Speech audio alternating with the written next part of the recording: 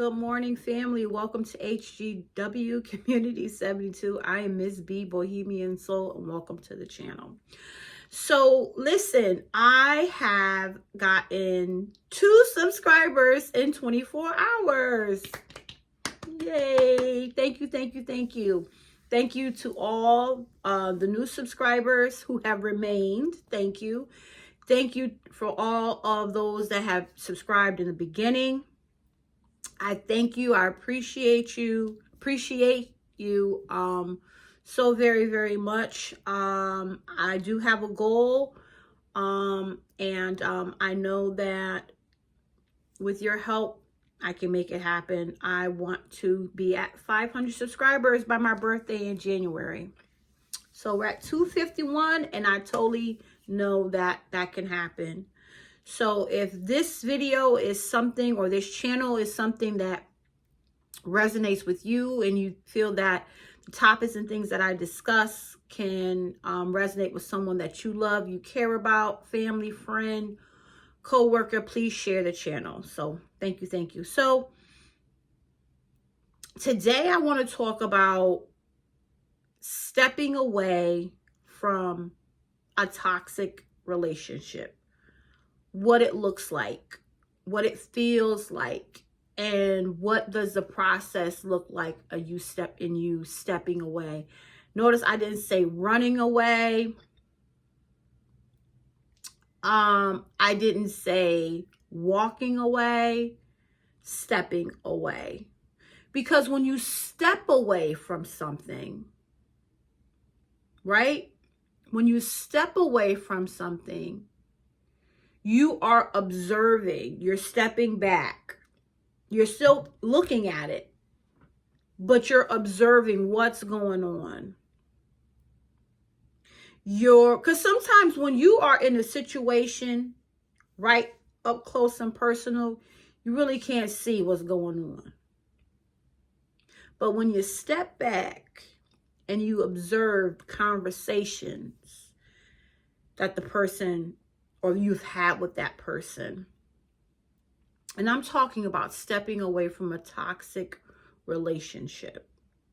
So that is something that I personally had to do last year, 14 years. Stepped away from a unsafe, toxic ex-spouse. And so it looks like events taking place and situations taking place. Things will be said to you that you have to step back and observe. Well, what happened prior to that person saying that degrading thing to me about me? What was the precursor? And usually, if you have stepped back and stepped away from a toxic person, it is nothing that you can actually pinpoint. You more than likely are saying to yourself, what did I do to cause that person to call me out of my name? What did I do? What did I say? And it's usually you can't put your finger on it because you didn't do anything. It's the toxic individual that is raging out, or as the young people would say, crashing out for no reason. I'm talking about stepping away from a toxic relationship. Observing. And see, the thing about stepping back and stepping away is in that process before you actually leave, you have extended grace. Because in the grace period, that period, that in between, right? The stepping back, the observing. How am I going to handle this situation? How are we going to handle this situation? Can the situation be dealt with? Can we have another conversation about the situation? Please explain to me, and asking, please explain to me, what did I do to cause you to crash out on me? In that period of grace, in that period of stepping back, you are looking, and this is important, y'all. You are looking at, what part did I play in the crashing out? Because it does. It takes two for a thing to work or not. A relationship ending is never one-sided. It can never be one-sided. Even when you are dealing with and you're stepping away from a toxic person, it's never just them. The part that you're more than likely playing in it is you're accepting it and you're dealing with it. And you're trying to figure it out. A lot of times when we are dealing with a toxic person, they give you the red flags. They give you the caution signs.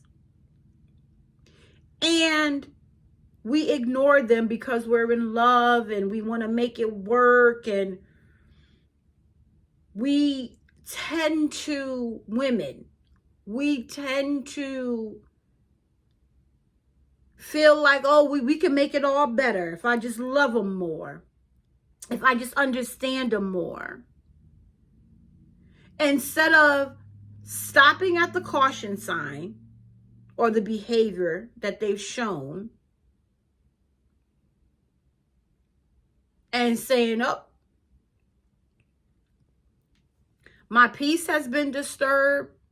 I'm feeling I am unsafe. Good God forbid, if you have children in a relationship, the children are unsafe. They feel scared. The environment is unsafe. Think about it. Something that is toxic, if you keep dealing with, eventually is going to take you up out of here. Mentally, spiritually, physically, emotionally. If you keep dealing with that toxic thing, that toxic person, those four areas, your spirit, your mental, your emotional, and your physical, eventually will be destroyed. So it is imperative, and I'm not going to stay here long. It is imperative that before you leave, you step back and you observe. You extend the grace. You have conversation.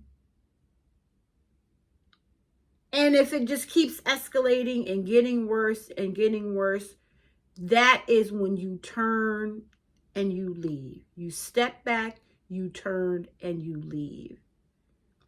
Because at the end of the day, you should be able to say, I've done all that I could do, and there was nothing left for me to do. Because my safety, my peace would have been destroyed.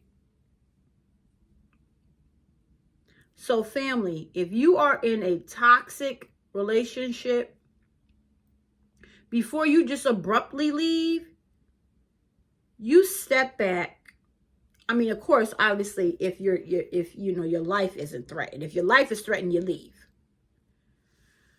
But before you just leave, you step back, you observe, you extend grace if grace can be extended. And if it's just getting worse, that is when you turn and you leave. That's what I wanted to talk to today, family. Stepping back and observing a toxic relationship and then eventually turning and leaving. Family, listen, remember, as always, be great to yourself because you are great. Be great to your family. They deserve your greatness. Be great to your community. Without love, self-love first, we have absolutely nothing. And as always, clarity is key. But without consistency, we have no balance. Family, be well.